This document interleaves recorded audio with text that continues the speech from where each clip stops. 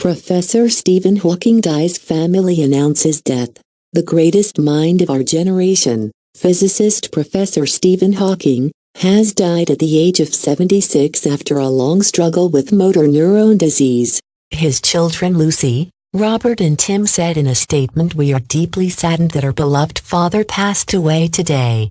He was a great scientist and an extraordinary man whose work and legacy will live on for many years. His courage and persistence with his brilliance and humor inspired people across the world." He once said, "It would not be much of a universe if it wasn't home to the people you love. We will miss him forever." If you hadn't seen the wheelchair-bound genius on documentaries or the news, you'd probably have had a window to his early life through the movie The Theory of Everything. Hawking beat the odds. He lived decades longer than his doctors predicted when he was diagnosed with amyotrophic lateral sclerosis, ALS, Lou Gehrig's disease, when just 21. By the end, he had lost almost all control over every muscle in his body. For years he had only been able to communicate through individually tailored technology, exploiting what limited muscle control he had to activate a virtual computer keyboard. He never gave in to despair. Instead, he thought, and through his thoughts, he opened new horizons for humanity.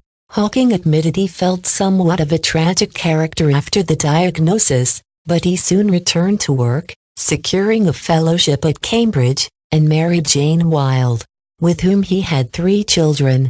Brian Dickey, research director of the MND Association, previously said most sufferers live for less than 5 years. The fact that Stephen Hawking has lived with the disease for close to 50 years makes him exceptional. The rest of the world will always remember Hawking for his groundbreaking work on the origins of the universe, space and time, and black holes.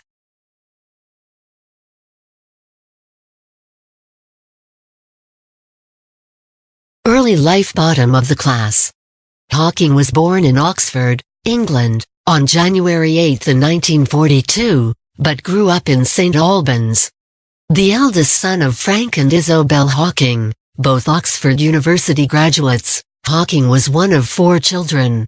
His birth came at a difficult time for his parents, who struggled for money despite his father being a respected medical researcher. England was dealing with World War II and the onslaught of German bombs, so in an effort to raise their first child in a safer environment, Isobel returned to Oxford to give birth to Stephen. They went on to have 3 more children, Mary in 1943, Philippa in 1947 and Edward, who was adopted in 1956. The Hawkings have been described in many notable biographies as an eccentric family, who ate dinner in silence and were intense readers. Their car was a London taxi, and they lived in a beaten-up old home, where they housed bees in the basement and produced fireworks. As Hawking grew older, his father wanted him to go into the medical business, but he had a passion for science and the sky.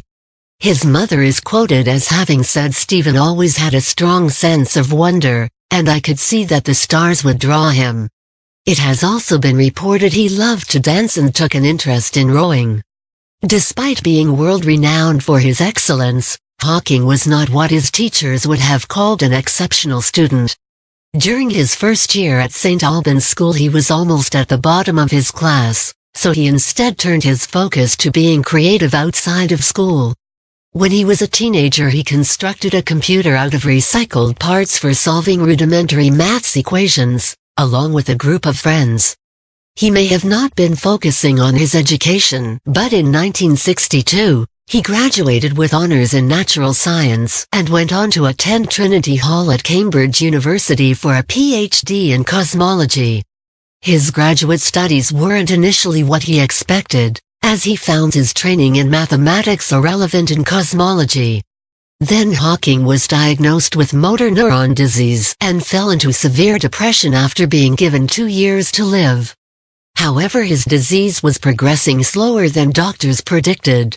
Hawking's big breakthrough. Through the encouragement of his uni supervisor Dennis William Sciamma, Hawking returned to his studies and started building a reputation for brilliance. notably when he wrote his thesis on the topic of the creation of the universe, the Big Bang and steady-state theories.